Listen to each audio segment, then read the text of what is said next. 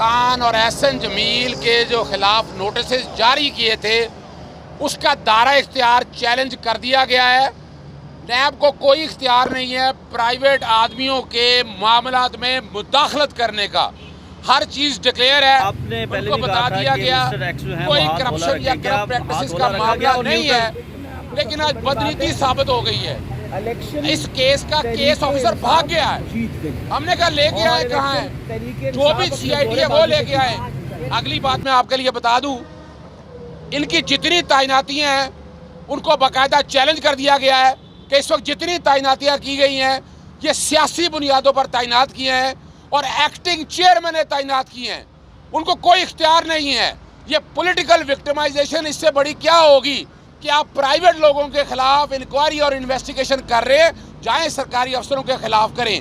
हम खुद चाहते हैं नैब का इदारा फाल रहे, नैब के इदारे में कोई पॉलिटिकल विक्टिमाइजेशन ना हो, लेकिन जिस तरह अब ये काम हुआ है कि मुस्तकिल चेयरमैन लगाया नहीं गया और एक्टिंग चेयरमैन से अपनी मर्जी के काम लिए जा रहे हैं। मैं आपको याद होगा 1 जून को भी यहाँ आया था, मैं तमाम अफसरान से मिला था उस वक्त के, और तमाम अफसरान को मैंने सेटिस्फाई किया था। अगर वो सेटिस्फाई नहीं हुए थे तो नोटिस जारी करते। 1.5 महीना क्यों खामोश रहे हैं? ये 1.5 महीना इसलिए खामोश रहे हैं कि जब देखा कि उन अफसर ने मजीद काम करने से इनकार कर दिया और सियासी बुनियादों पर नए अफसरान तैनात किए गए। इनकी तैनातियों को बाकायदा हाई कोर्ट में चैलेंज किया जाएगा। दायरा इख्तियार के हवाले से मैंने आज आखिरी दफ़ा लिख दिया इनको, और उम्मीद है कि इन ऑल फेयरनेस सबूत है मेरे पास, चेयरमैन के दफ्तर में, प्रोसिक्यूटर के जनरल के दफ्तर में, हर एक दफ्तर में वसूल करा दिए गए हैं। अगर इन्होंने दोबारा हरासा करने की कोशिश की तो हो सकता है मैं डेफोमेशन के केसेस में भी आऊँ, हद के इज्जत के केसेस में भी आऊँ, और दूसरा जो है फिर इनके दायरा इख्तियार में चैलेंज करूँ। अच्छा सर, उनकी वालदा को भी तलब कर दिया है, अब ये सियासत क्या घरों तक पहुँच गई है, आप क्या समझते हैं? और इसमें तो कोई शक नहीं है, उनकी वालदा साहिबा जो हैं एक बीमार खातून है, और वो क्या है, प्राइवेट लिमिटेड कंपनी की एक डायरेक्टर है। हर चीज़ डिक्लेयर है, यानी एक तरफ नैब को इस्तेमाल किया जा रहा है और दूसरी तरफ एंटी करप्शन डिपार्टमेंट को। एंटी करप्शन डिपार्टमेंट को दोबारा एंटी करप्शन डिपार्टमेंट को भी इन्वॉल्व किया जा रहा है। एंटी करप्शन डिपार्टमेंट फैसलाबाद की कंपनी के बारे में पता करते हैं, हम उनके पूछते हैं कि जुर्म क्या किया, वो जुर्म कहते हैं कि कमेटी में कुछ लोग नहीं बैठे थे। कीमत का है, कीमत बताते हैं 60 करोड़ रुपया। आज मैं चैलेंज करता हूँ एंटी करप्शन डिपार्टमेंट को भी, आ जाएं साबित कर दे, चले छोड़ें, 60 करोड़ की है ना, हम इसको 20 करोड़ को भी देने के लिए तैयार हैं। मजाक कर रहा हूँ, 8.5 करोड़ रुपए की ये खरीदी गई है। अभी सेल ट्रांजैक्शन कोई कंप्लीट नहीं हुई है, सिर्फ 2 करोड़ के करीब इब्तदाई रकम दी गई है, एक किस्त दी गई है। अगर है तो जाएं चैलेंज कर दे, जैसे शेख रशीद साहब को नोटिस जारी किए गए। इन्हीं बुनियादों के ऊपर आज DG एंटी करप्शन की तैनाती भी लाहौर हाई कोर्ट में चैलेंज कर दी गई है और उसमें 27 के लिए नोटिस हुआ है। अच्छा, ये बताइएगा सर, जब मुस्लिम पाकिस्तान तहरीक इंसाफ की हुकूमत थी तो मरियम साहिबा को भी यहाँ पर बुलाया गया, तो उस वक्त कहते थे कि ख़वातीन को आप सियासत में क्यों ला रहे हैं, ख़वातीन को केसेस में क्यों इन्वॉल्व कर रहे हैं। तो आज जो अब ये फराह गोगी और उनकी वालदा को बुलाया, ये फराह मामाजरा के साथ बुरा ना मनाएगा, फराह शहजादी जी है, फराह खान। अच्छा, मैं इसका जवाब दे देता हूँ।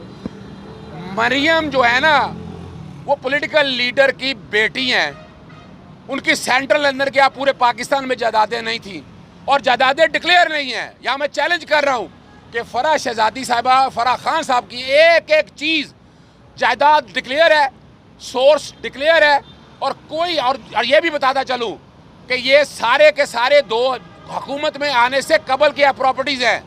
इनके दौर में तो प्रॉपर्टीज़ में इजाफा ही कोई नहीं हुआ है।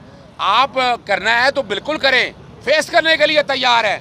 पहले आ जाएं, चैलेंज कबूल कर लें कि दायरा इख्तियार नैब का कैसे बनता है। वैसे तो नैब ने सामने तो आना नहीं है, आ जाएं, अताउल्लाह तारड़ आ जाएं, राना सनाउल्लाह आ जाएं, शहबाज शरीफ आ जाएं, कोई वजीर कानून आ जाए, इसमें आ जाएं, बैठ जाएं, हम मुनाजरा रखने के लिए तैयार हैं।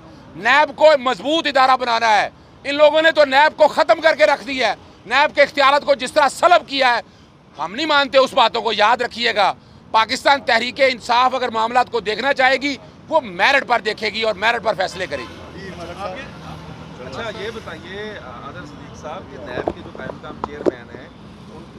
अकाउंट्स कमेटी ने बुलाया था, वो जो कौमी असम्बली की है, नूर आलम साहब स्टैंडिंग कमेटी, उन्होंने अदालत में चले गए हैं।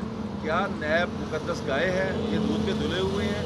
देखें, अगर इल्ज़ाम लगता है कोई जहाँ पे अगर हज़रत उमर फारूक जवाब दे सकते हैं तो नैब का चेयरमैन क्यों नहीं? आप इस पर क्या कहते हैं एक वकील के तौर पर? देखिए, मैं एक बात बताऊँ, मैं एहतसाब का बड़ा कायल हूँ। पब्लिक अकाउंट कमेटी नैब के अकाउंट्स के बारे में तो तफसीलात मांग सकती है और उसको इख्तियार है, लेकिन वहाँ एक बहुत बड़ी गलती है। मैंने इदारे का दफा भी करना है। वहाँ तैयबा गुल का केस ले आए, वो तैयबा गुल का केस का क्या ताल्लुक इस सारे मामले से? आप कैसे नैब को बुला सकते हैं?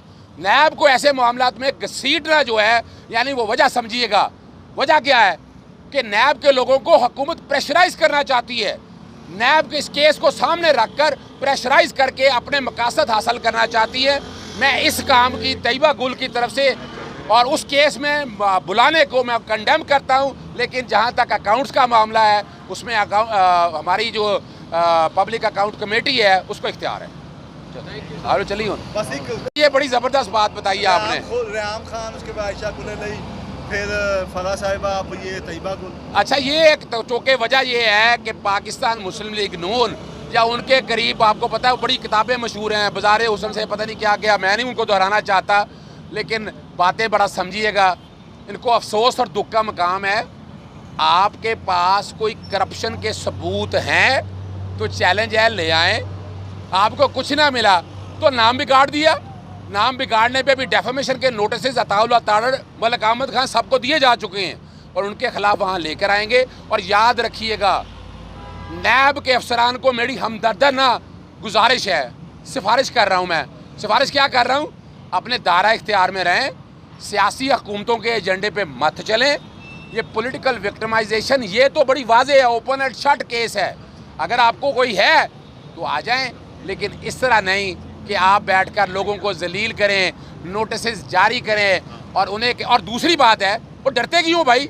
मैं आया हूँ ना यहाँ, आ जाएं, पूरा नैब बिठा लें, हर चीज़ का नोटिस का जवाब देने आया हूँ। अजहर साहब, ये बताइएगा कि अभी हालिया जो जलसे हुए उसमें सी पैक और जी पैक का बड़ा तस्करा आ रहा है, गोगी पिंक इकोनॉमिक कॉरिडोर, तो क्या इस पर भी डेफिनेशन में जा रहे हैं? देखिए, मैं एक बात अर्ज़ करता चलूँ, ख़वातीन हमारे घर की इज़्ज़त हैं, चाहे वो बहन में हो, बेटी की शक्ल में हो, किसी भी शक्ल में हो।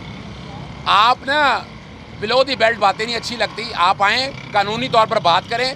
ये सी पैक या बाकी जो भी है ना, वो भाई डरते क्यों हो? वो रोका है तुम्हें जब तुमने देखा कि किसी के ख़िलाफ़ कोई सबूत नहीं है, तो आपने सिर्फ अपनी जादूगरी दिखाने के लिए, कारकर्दगी दिखाने के लिए नोटिस जारी कर दिए, क्योंकि है कुछ नहीं।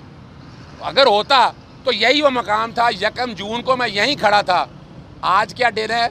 आज है 20 जुलाई। 30 और 20 50 दिन हो गए हैं। कोई सबूत आप लोगों को दिखाया? चले दिखा दें, पब्लिक कर दे इस बात को।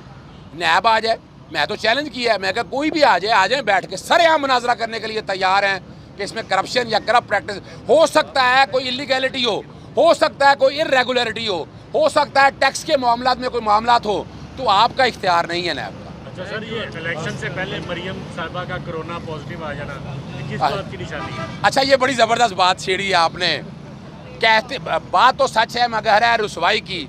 उनको पता था इलेक्शन हार रही हैं, उनको पता था इलेक्शन हार रही हैं। मैं इसमें नेगेटिव या पॉजिटिव में नहीं जाना चाहता। उनको पता था तो वो रहती ना, कम से कम चले घर बैठी हुई थी, वो सेंट्रल ऑफिस में ही आकर बैठ जाती नकाब पहनकर, आकर बताती कौम को कि क्या कुछ किया है। और लड़ाई चल रही है 2 बड़े ख़ानदानों में, यानी एक ही ख़ानदान के 2 अफराद में। अब जीता कौन है ये वक्त बताएगा।